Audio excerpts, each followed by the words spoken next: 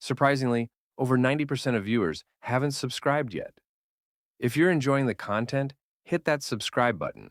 It motivates us to keep creating and helps us never miss an upload. And you'll never miss a story again. They say when a marriage ends, there are signs. Little cracks, silent warnings, missed chances to fix what's slowly falling apart. But mine didn't crack. It shattered. My name is Lucas. I'm not the type people notice first in a room. I'm the one standing at the edge, glass in hand, watching, listening. I've never needed to be loud. I've always believed real strength is quiet, not silent, but steady. That's how I built my life. That's how I loved my wife, Emily. We were married for 7 years. Our story didn't start with sparks or whirlwind confessions. It was slower, safer. She said I made her feel secure, like the world couldn't touch her when I was around. I liked that. I worked in architecture, designing things that would last. She worked as a nurse, graceful, capable, good under pressure. For a long time, we worked. Our mornings were filled with shared coffee and quiet routines. Our evenings were calm, even mundane. And maybe that was the problem. Maybe the very thing that made us strong eventually made her feel caged. It started changing a year before everything collapsed. She began spending more time at the hospital, picking up double shifts. At first, I admired her dedication. Then it became routine. Less time at home, less time with me. And when she was home, she wasn't really there, always tired, distracted, or locked away in her phone. I asked if she was okay. She smiled, said she was just tired. I believed her, because trust is what you give freely when you love someone. But even trust has its limits. One night I came home early. I had finished a site visit across town and decided to surprise her. I picked up her favorite Thai takeout, grabbed a bottle of white wine, and drove home smiling like a fool. When I walked in, the house was dark. I figured she was working late. But then I noticed her car in the driveway. The lights were off, but I could hear something. Voices. Soft, muffled laughter. I moved down the hall, heart pounding for no good reason. Maybe she had a friend over. Maybe she was watching something on her phone. But when I reached our bedroom door, it was open just enough to see. Her phone was on the nightstand. She wasn't alone. I didn't need to see his face. Just the way she leaned into him. The way her voice changed when she whispered something in his ear. The way she laughed. Not tired, not stressed, just alive. In a way I hadn't seen in months. I backed away, quietly, walked out the front door. I didn't shout, didn't cry, didn't break anything. I just drove. I ended up at a late-night diner off the highway, the kind where the coffee is terrible, but the silence is forgiving. I sat in a booth and stared out the window while the waitress poured me a cup. She didn't ask why I was there. Maybe she saw it in my face. I stayed there until morning. When I returned home, she was gone. Left a note on the counter, said she had to run into work. "Let's talk tonight," it read. But I had nothing to say. Over the next few days, I pretended. I acted normal. Made breakfast, kissed her forehead, asked about her day, all while collecting quiet evidence, phone records, bank statements, a few emails she forgot to delete. Everything I needed. I didn't want revenge. I wanted freedom. I met with a lawyer, explained everything. She said I was calm, too calm. I told her I was done bleeding for someone who never bothered to check if I was wounded. She nodded. That's the kind of clarity most people never reach. I signed the paperwork, but I didn't serve her yet. Instead, I waited. I wanted her to think I was still the same man, the dependable, quiet husband who would forgive her, fight for her, take her back. I wanted her to be comfortable until she wasn't. The breaking point came 2 weeks later. We were at dinner. She was scrolling through her phone while I cleaned the kitchen. I asked casually, "Who's James?" She froze. "What?" I repeated the question. She looked up. Her voice stumbled. "Just someone from work." I nodded. "Funny. He charged dinner to our joint account last Thursday. Same night you were on call, remember? She blinked, then lied again. So I brought out the folder, emails, photos, transactions. I didn't shout, I didn't accuse, I just placed it in front of her. This is who you've become, I said quietly. And this, I held up the signed divorce papers, is who I am now. She stared at the documents like they were foreign, like she couldn't believe I had the audacity to let her go. I never meant to hurt you, she whispered. I shrugged. But you did, repeatedly. Her eyes welled up. It didn't mean anything. Then you threw away everything for nothing, I replied. She asked if we could talk, work through it.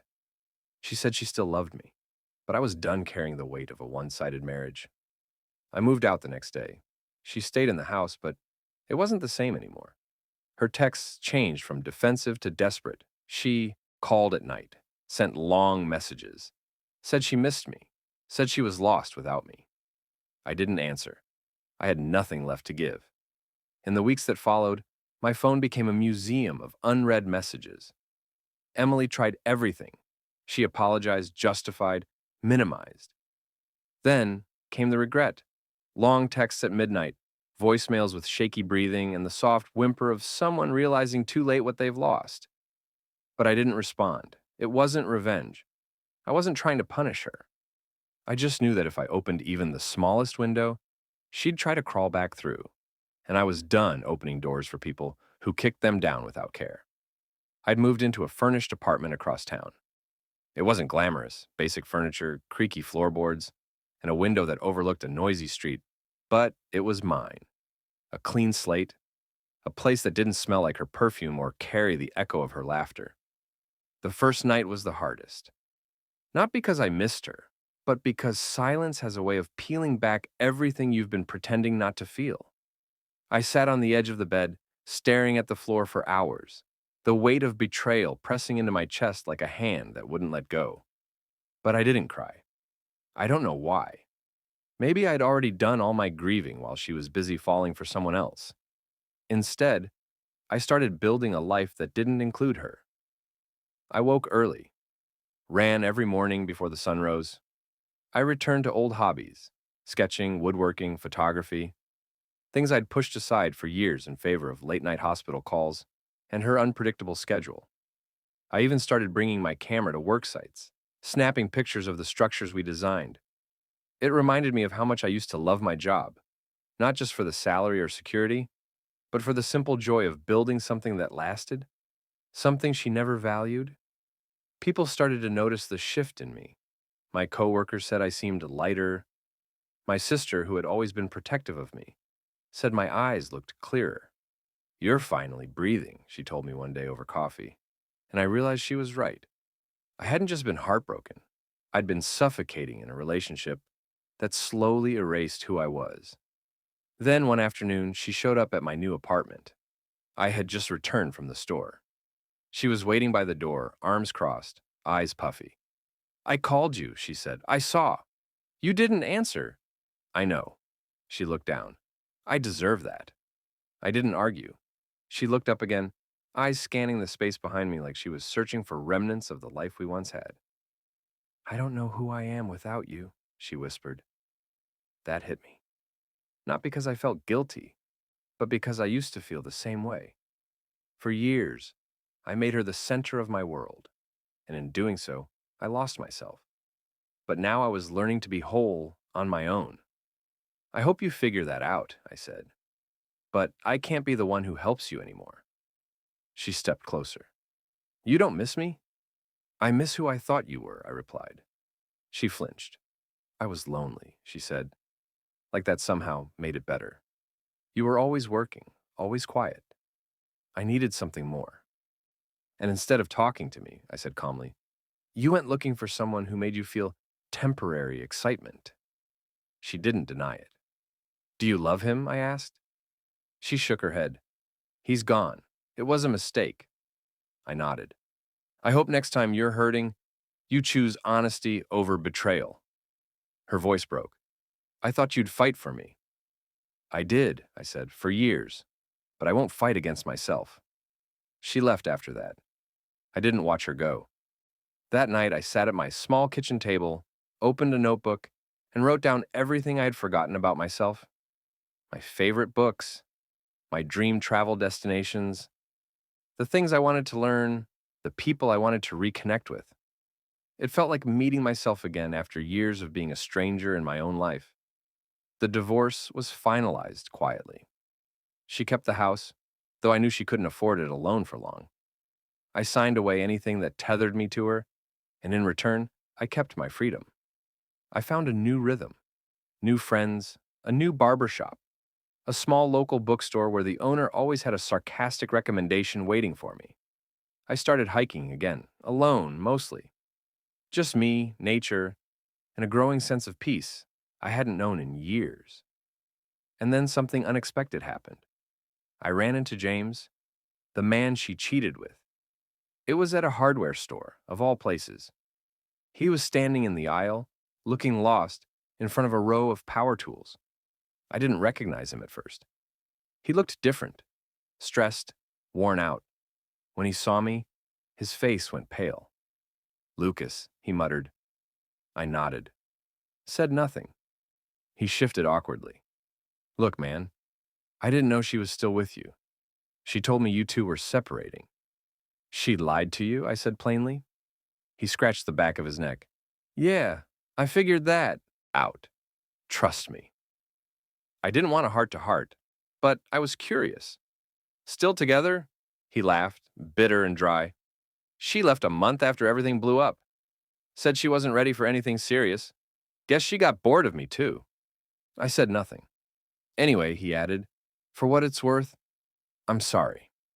I nodded again. "Thanks." Then I walked away. It didn't make me feel better, not exactly. But it reminded me that the life I walked away from was never going to be stable. She was chasing something she couldn't even define, and dragging others down in the process. By contrast, my life was finally grounded. Not flashy, not dramatic, but mine. I started working on a new architectural project. Something personal. A cabin in the mountains, away from everything. My own design, my own hands. A space where I could breathe and exist without echoes of the past. It became a metaphor for everything I was rebuilding. Quiet, strong, lasting. Emily didn't reach out again after that last visit. Maybe she finally realized there was no coming back, that I had outgrown the version of myself who would have taken her back, just to avoid being alone. But I wasn't alone anymore. I had myself. And for the first time, that was enough. The cabin came together slowly. Every nail, every board, every detail was something I had chosen with intention. There was something healing in it, constructing a space where no part of my past had ever lived. It wasn't just a building. It was a declaration of peace, of independence, of who I had become without her. It stood on a quiet patch of land 2 hours from the city, surrounded by tall pines and a winding trail that led to a small lake. The air there felt different, lighter. The silence wasn't empty anymore. It was full of possibility. I remember the day I installed the final window. The light poured in and spilled across the wooden floor like a soft sigh. I sat there for hours, no music, no distractions, just me and the realization that I was okay. More than okay. I had rebuilt something solid. People talk about moving on like it's a clean cut, but it's not. It's layers. Some days you feel strong, like the past never touched you. Other days, a song or a scent will drag you back to a moment you thought you'd buried. But the difference is, now I let those moments pass without fighting them. I don't deny the history. I just don't live in it anymore. Months passed, work was steady, my mind was clear. I didn't date right away. Not because I was afraid, but because I had grown comfortable with myself in a way I never had before. I liked the quiet, the space, the freedom to make decisions without looking for approval. Then one day I met someone. Her name was Claire. We met at a bookstore. Cliché, I know. I was reaching for a novel I'd read a dozen times. She was reaching for the same one. "You first," I said. She smiled. "Only fair if you promise to recommend it." We talked for 20 minutes right there between shelves. Then she invited me to a local author reading the following weekend. I went, not because I was ready to fall in love again, but because I was open to the idea of connection. Something real. Something quiet. Claire wasn't flashy. She didn't try to impress. She listened more than she spoke, and when she did speak, she made every word count. She had a calmness that felt familiar, but not in a haunting way, more like returning to a part of myself I'd forgotten existed. We didn't rush. Dinner, walks, long conversations. She didn't ask about my past right away, and I didn't offer it. But when I finally did tell her, she didn't flinch. She just reached for my hand and said, "I'm sorry you had to go through that, but I'm glad you came out the other side." It wasn't a fairy tale. There were no grand speeches, just mutual respect, honesty, peace. I hadn't realized how much I craved simplicity until I had it. One night, months into knowing each other, we sat on the porch of the cabin drinking tea. The sky above us stretched endlessly, stars scattered like confessions across velvet. She looked at me and said, "Do you ever think about her?" I didn't lie. "Sometimes, but not in the way I used to." Claire nodded. "Do you hate her?" "No," I said. "I just don't carry her anymore." That was the truth. I didn't wish Emily harm. I hoped she healed, that she figured out whatever was broken inside her that led her to destroy the one person who would have stood by her no matter what. But I also hoped she understood. Some betrayals close doors that never reopen. I heard from her once more, nearly a year after we split.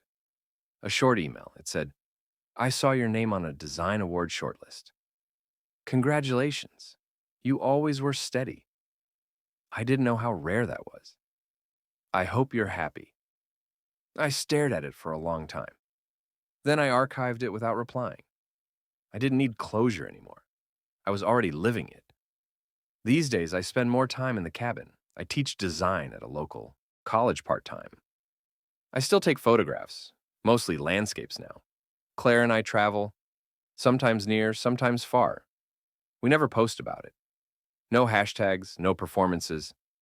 Just two people choosing each other quietly, and I'm happy. Not the kind of happiness that jumps and shouts, the kind that hums, the kind that says, "You made it through." Looking back, I'm not angry at Emily anymore. She showed me what I would never accept again, what I deserved, what love is not. And in doing so, she led me to a better version of myself, the one who didn't need to be loud to be strong, the one who didn't need chaos to feel alive, the one who understood that sometimes the most powerful revenge is not destruction, it's peace. And I found mine, not in her apology, not in seeing her fall apart, but in standing tall, unshaken, with a quiet life she'll never be a part of again. She lost me when I was willing to fight for her.